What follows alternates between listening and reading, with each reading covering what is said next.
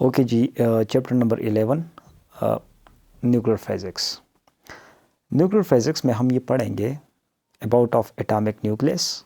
ठीक है, कि एटॉमिक न्यूक्लियस क्या है और किस तरह ये जो जब अनस्टेबल फॉर्म में होता है तो इसकी कौन कौन सी खासियतें होती हैं। ठीक है, ये क्या क्या कर रहा है। ठीक है, और दूसरा जो है न्यूक्लियर ट्रांसम्यूटेशन, कि किस तरह एक न्यूक्लियस एक फॉर्म से दूसरे फॉर्म में चली जाती है, लेकिन ये जब एक फॉर्म से दूसरे फॉर्म में चली जाती है तो क्यों चली जाती है। हम कह सकते हैं कि एक अनस्टेबल पोजीशन से जब ये स्टेबल पोजीशन में चली जाती हैं तो किस तरह चली जाती हैं। ठीक है, और फिर हाफ़ लाइफ के बारे में इंशाल्लाह हम डिटेल से पढ़ेंगे।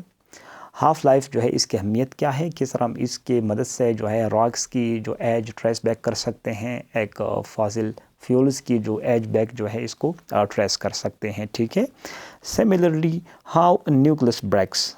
ठीक है, न्यूक्लियस किस तरह टूट जाता है। ठीक है, यानी हम कह सकते हैं कि इसमें जो हम फैशन के बारे में क्या फैशन, ठीक है, फैशन के बारे में जो है बातें करेंगे इंशाल्लाह इसी चैप्टर में। जो फैशन में न्यूक्लियस के जो पार्टिकल है एक दूसरे से किस तरह दूर चले जाते हैं। ठीक है, और असेंबल्ड, और किस तरह जो है ये दो पार्टिकल्स एक दूसरे के करीब आ जाते हैं, इसको इंशाल्लाह हम फ्यूजन में पढ़ेंगे। ठीक है, इसी चैप्टर में इन्हीं चीज़ों के बारे में इंशाल्लाह डिटेल से बात होगी। ठीक है, और जब एक अनस्टेबल न्यूक्लियस होता है, क्या होता है, अनस्टेबल न्यूक्लियस।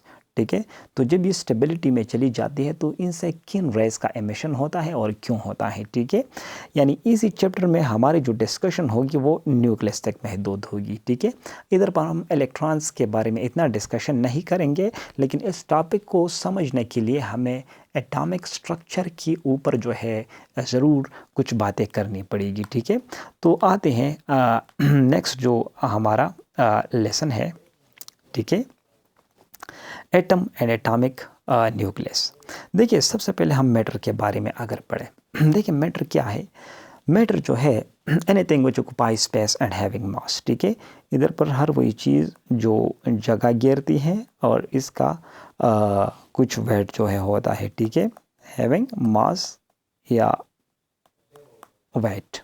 ठीक है, अब देखिए अगर इस मैटर की बात मैं करूँ तो मैटर किस चीज़ से बना होता है, ये एटम से बना होता है। किस चीज़ से, एटम से, because smallest particle of matter is what, these are atoms.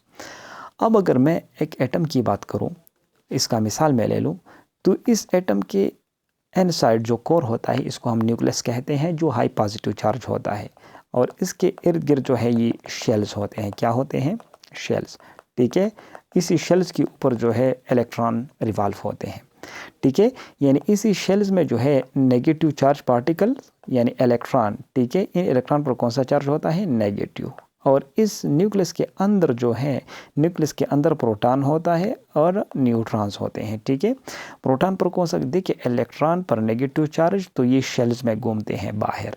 N side जो न्यूक्लियस, इसमें प्रोटॉन होते हैं और न्यूट्रॉन जो न्यूट्रल होते हैं इस न्यूक्लियस के अंदर होते हैं। ठीक है, अब इसको हम कह सकते हैं कि ये जो रीजन आप लोगों को नज़र आता है ना, ये रीजन हाई पॉजिटिव चार्ज इसका होता है। क्या होता है, हाई पॉजिटिव चार्ज। ये क्या है, ये कोर है इसी एटम का। ठीक है, अब इसी सेंट्रल पॉजिटिव चार्ज कोर, इसको हम क्या कह सकते हैं, इसको हम न्यूक्लियस कह सकते हैं। ठीक है, और इन्होंने जो जगह घेरी है ना, ये बहुत छोटी है। ठीक है, बहुत छोटी है और heavier part of the atom ये होता है। ठीक है, इसने जो जगह घेरी है ये तकरीबन 10⁻⁻15।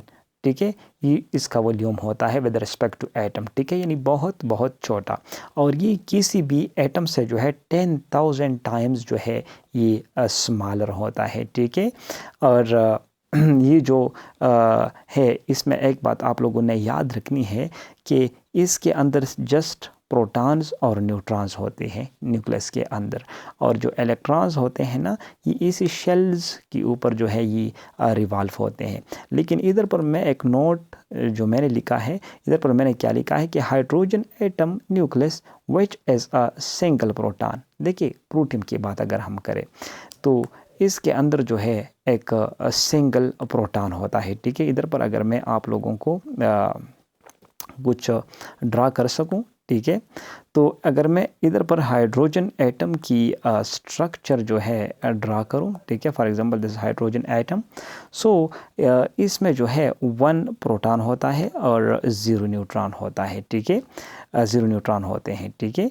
तो याद रखिएगा कि हाइड्रोजन की इस एलिमेंट में जो है only 1 proton is here, proton is 1 while there is no neutron, okay, no neutron, ठीक है। ये जस्ट पॉसिबल है only in the hydrogen atom. अब देखिए इधर पर कुछ सिंबॉलिक रिप्रेजेंटेशंस है, अगर मैं थोड़ा बहुत इसकी भी वजाहत करूं कि सिंबॉलिक रिप्रेजेंटेशन एक एलिमेंट का किस तरह है। देखिए इधर पर मैंने लिखा है XZA, ओके, XZA। देखिए XZA, ये Z जो है ये एटॉमिक नंबर होता है। देखिए एटॉमिक नंबर क्या होता है, एटॉमिक नंबर किसी भी एलिमेंट या एटम के अंदर नंबर ऑफ प्रोटॉन्स और इलेक्ट्रॉन्स, ठीक है, और इलेक्ट्रॉन्स, किसी भी एलिमेंट या एटम के अंदर जो प्रोटॉन की तादाद होता है या इलेक्ट्रॉन की तादाद होता है, इसको हम कह सकते हैं एटॉमिक नंबर, ठीक है। और मास नंबर जो है, मास नंबर किसी भी एलिमेंट के अंदर the number of protons plus neutrons, इसको हम क्या कह सकते हैं, मास नंबर कह सकते हैं, ठीक है। यानी मास नंबर को मैं ऐसे रिप्रेजेंट करता हूँ, तो number of protons plus neutrons, ठीक है। अब देखिए ये जो मास नंबर है, तो नंबर ऑफ प्रोटॉन्स और इलेक्ट्रॉन्स, इधर पर मैं इलेक्ट्रॉन भी लिख सकता हूँ, तो मैं कह सकता हूँ कि Z प्लस N, ठीक है। और अगर मुझे नंबर ऑफ न्यूट्रॉन फाइंड करना है, तो नंबर ऑफ न्यूट्रॉन अपनी जगह पर, मास नंबर से आपने एटॉमिक नंबर को माइनस करना है, तो आपके साथ नंबर ऑफ न्यूट्रॉन आ जाएगा, ठीक है। अगर इधर पर एक छोटी सी मिसाल से मैं वजाहत करूं कि मैं लेता हूं एक एलिमेंट, ठीक है, क्या लेता हूं, एक एलिमेंट लेता हूं जिसका नाम है फेरिक, क्या है, फेरिक, ठीक है। अब अगर फेरिक की आप जो एटॉमिक नंबर देखें और मास नंबर देखें, तो ये बात बिल्कुल वाज़ेह हो जाएगी कि इस फेरिक की एटॉमिक नंबर जो है ये 26 है और इसके जो मास नंबर है ये 56 है, ठीक है। तो अगर इधर पर आप लोगों को ये बात समझ में आ जाए कि इसका एटॉमिक नंबर क्या है, 26, क्या है, 26 है, ठीक है, 26। तो इसका मतलब है कि 26 इसमें या तो प्रोटॉन है और या electrons है, because they both are equal, okay।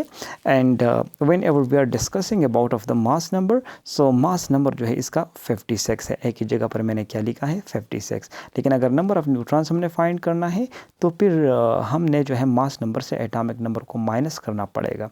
So number of neutrons will be equal to mass number जो इधर पे है ये 56 है, ठीक है।